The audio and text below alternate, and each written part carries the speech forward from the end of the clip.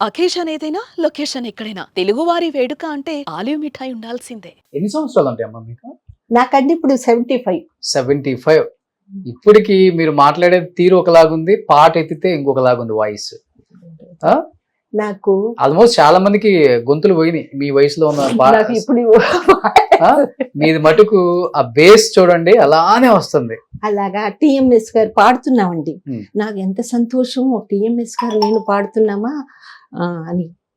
అమ్మా నీ పేరేంటో నాకు తెలీదు అమ్మ ఏమండి మీతో పాడే అదృష్టం నాకు కలిగిందండి. ఇలాగా నా పేరు రమణ అండి. ఆహా నేను బాగా పాడానమ్మా. అమ్మో నన్ను మీరు అడుగుతున్నారు ఏంటండి?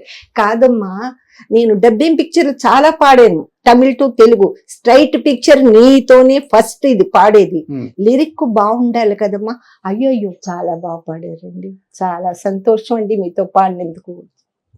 లేడీ సింగర్స్ మీకు బాగా సపోర్ట్ చేసిన వాళ్ళంటే చాలా అమ్మో ఆవిడ గురించి మీకు తర్వాత చెప్తానండి. జానకమ్మ గారు, మన సుశీలమ్మ గారు దేవతలండి. నన్ను జానకి గారు సపోర్ట్ చేశారు. సపోర్ట్ ఏంటండి, అసలు నన్ను ఘంటసాల గారి దగ్గరికి ఇంట్రడ్యూస్ చేసింది సుశీలమ్మ గారండి. డివోషనల్ ఫస్ట్ సాంగ్ నేను పాడానంటే గంధము పూసే వేళ కమ్మని మేనా. ఆవిడ మేము ఒక రికార్డింగ్కి వెళ్ళామండి. నిజంగా మహా తల్లులండి వాళ్ళు. ఆఫ్టర్ ఆల్ నేను నన్ను పరిచయం చేయాల్సిన రమణే కావాలని అడగాల్సిన పని లేదండి, వాళ్ళు మహా తల్లులు అండి. లాస్ట్ పాడిన పాట ఏంటి సినిమా తెలుగులో? మీరు cinema last major Chandrakanth. Okay, ఏ సాంగ్? సుఖీ భవా చిరాయువై సుఖీ భవా ఈ బాలవాక్కు బ్రహ్మవాక్కు ఒక్కటేనని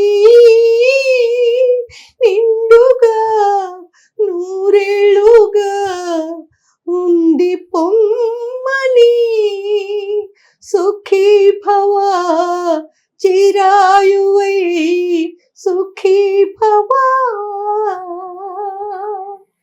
సూపర్ పాట అండి. అదండి నాకు కీరవాణి గారు నన్ను చాలా పాడించారండి. వారికున్న పిక్చర్స్ లో అబ్బాయి గారిలో పాడాను.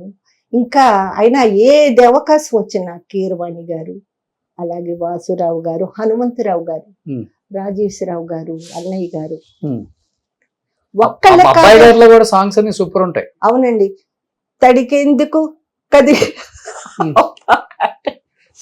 తడికెందుకు కదిలి అదిరిందా ఏదో ఉంటాయి, నాకు సరిగ్గా తెలియదు. ఈ రొమాంటిక్ సాంగ్స్ పాడేటప్పుడు ఎలా ఉంటది మేల్ సింగర్స్ తో? అప్పుడు అంతా పక్క పక్కన ఉండే పాడాలి కదా. అవునండి, ఇబ్బందికరంగా కూడా ఉంటది. ఏమీ లేదండి అప్పుడు వాళ్ళందరూ కూడా ఇబ్బందికరం లేదు.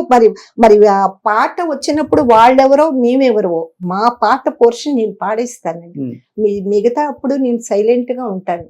ఒకరైతే రికార్డింగ్ లో ఒకరు అడిగారు నన్ను, ఏంటండి రమణ గారు అయ్యోని ఉంటారు ఏంటండి, హుషారుగా ఉండరు ఏంటండి.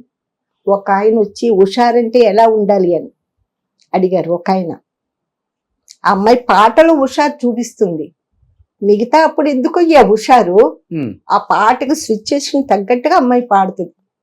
ఎక్స్ప్రెషన్స్ వాళ్ళు ఇచ్చేదాన్ని బట్టి మనం కూడా ఇవ్వాలి. ఇక్కడ ఇప్పుడు ఆ ట్యూన్ బట్టి ఆ లిరిక్ ని బట్టి మనం ఏమేమి వెయ్యాలో అలాగే పట్టిందల్లా బంగారంలో నువ్వెక్కడ ఉంటే అక్కడ బంగారం, నేనెక్కడ ఉంటే అక్కడ సింగారం, నువ్వు నేను ఒకటైతే సింగారం, నువ్వు నేను ఒకటైతే సింగారం. ఘంటసాల గారు మ్యూజిక్, ఎల్ఆర్ ఈశ్వర్ గారు, నేను. ఎవరు ఎంత సపోర్ట్ ఇచ్చింది చిన్న ఏజ్ లో? ఇన్ని సాంగ్స్, ఇన్ని కచేరీ, ఎవరు ఫ్యామిలీ సపోర్ట్ అంటే? ఏది లేదండి నాకు. బాలు గారే నేను 66 నుంచి కచేరీ. ఫ్యామిలీ సపోర్ట్ ఎవరు లేరా? ఎవరు లేదండి. మా అన్నయ్య గారు మ్యూజిక్ డైరెక్టర్, కానీ మా ఆడపిల్లలు పాడకూడదు మా వాళ్ళు అని ఆయన అస్సలు సపోర్ట్ చేయలేదండి. ఓకే.